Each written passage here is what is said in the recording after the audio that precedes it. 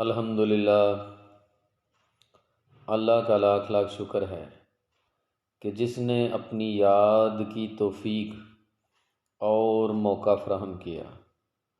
لاکھوں اور کروڑوں درود حضرت محمد مصطفیٰ احمد مجتبیٰ حبیب کبریا امام الانبیاء خاتم النبیین صلی اللہ علیہ وآلہ وسلم کی ذات پر کہ جن کے طفیل مالک الملک نے یہ مہربانی فرمائی۔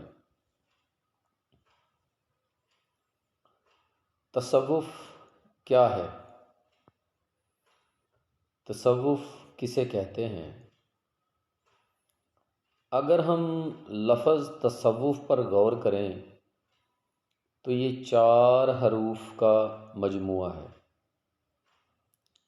اور اہل تصوف نے ہی ان 4 حروف کو کیٹاگرائز کیا ہے۔ مثال کے طور پر سب سے پہلا حرف جو ہے وہ ہے تا۔ اب اہل تصوف جو ہیں اس تا سے مراد تقوی لیتے ہیں، توکل الی اللہ لیتے ہیں۔ جو بندہ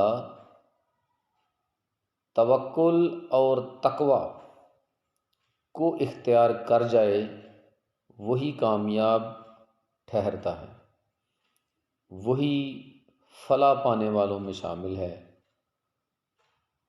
وہی دنیا و آخرت میں عظمت کی بلندیوں تک پہنچ جاتا ہے، وہی اہل تصوف کا ساتھی ہے اور اہل تصوف میں شمار ہو جاتا ہے۔ اب اگر ہم بات کریں دوسرے حرف کی، صاد، تو یہ صاد جو لفظ ہے اہل صدق اور اہل صفا، جس میں توکل،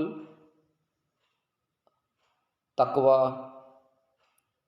اختیار کرنے کے ساتھ ساتھ وہ اہل صدق اور اہل صفا میں شامل ہو جائے تو کامیابی اس کے قدم چومتی ہے، اور ایسا شخص جو ہے وہ اپنے مطلوب تک پہنچ جاتا ہے۔ تقوی، توکل، سچائی، صدق اور صفا، یہ 4 خوبیاں جب اکٹھی ہوتی ہیں تو ایک صوفی بن جاتا ہے، اور وہ صوفی اپنے پیر و مرشد کی رہنمائی میں، اپنے شیخ کامل کی رہنمائی میں سلوک کی منازل طے کرتا ہوا اپنے مطلوب قرب الہی کی منزل تک جا پہنچتا ہے۔ لیکن ان 4 خوبیوں کے ساتھ ساتھ تصوف کی واو بھی شامل ہے اور فا بھی شامل ہے۔ اب واو جو ہے وہ ہے وفا کے لیے، ورا کے لیے۔ اب جب ہم توکل کو دیکھتے ہیں تو توکل سے اگلی منزل جو ہے وہ ورا ہے۔ جو بندہ تقوی اور توکل اختیار کر کے اہل تقوی اور اہل توکل میں شمار ہو جاتا ہے تو اس سے اگلی منزل جو ہے وہ ورا ہے، تقوی سے اگلا مقام جو ہے وہ ورا ہے، اور وفا جو ہے وہ ایک سالک کی، ایک عاشق کی، ایک محب کی سب سے بڑی خوبی ہے۔ جس میں وفا نہیں اس میں ورا نہیں، اس میں توکل نہیں، اس میں تقوی نہیں۔ وفا جو ہے کسی بھی محبت کی ریڑھ کی ہڈی ہے۔ اگر آپ یہ دعویٰ کریں کہ میں فلاں شخص سے محبت کرتا ہوں، تو یہ تصور بھی نہیں آپ کر سکتے کہ آپ اس سے وفا نہیں کرتے۔ اگر وفا نہیں تو محبت نہیں۔ تو محبت جو حقیقی ہے اس میں وفا جو ہے وہ ریڑھ کی ہڈی کا کام کرتی ہے۔ اس راستے میں ایک وفا ہی ہے جو محبت کا باعث بنتی ہے، اور محبت ہی ہے جو انسان کو اس کے مطلوب تک پہنچا دیتی ہے۔ تو تصوف لفظ کا تیسرا حرف واو جو ہے وہ وفا اور ورا اس کو ریپریزنٹ کرتا ہے، اور آخری حرف جو ہے فا تو فنا کو ریپریزنٹ کرتا ہے یہ لفظ فا۔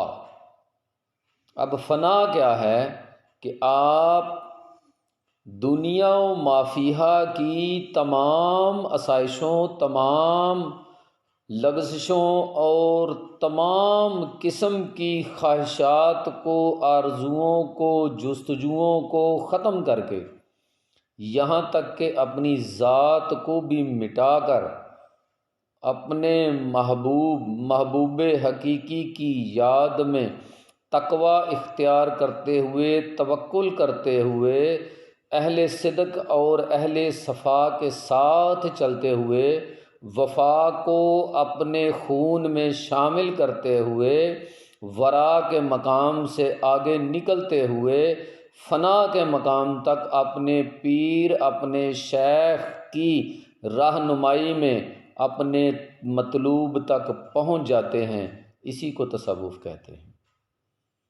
اور اس میں سب سے بڑا زینہ، سب سے مضبوط سہارا آپ کے مرشد کی ذات ہے۔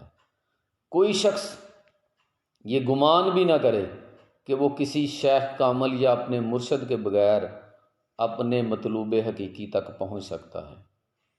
امید ہے کہ جو بات میں نے آپ کو سمجھانا چاہی، بتانا چاہی، تصوف کے 4 حروف جو ہیں اہل تصوف کے نزدیک ان کا کیا مطلب ہے، وہ آپ سمجھ گئے ہوں گے۔ اللہ تبارک و تعالیٰ سے دعا ہے کہ وہ آپ کی منازل جو ہیں ان کو آسان فرمائے اور آپ کو اپنا قرب نصیب فرمائے۔ وما علینا الا البلاغ المبین۔ السلام علیکم۔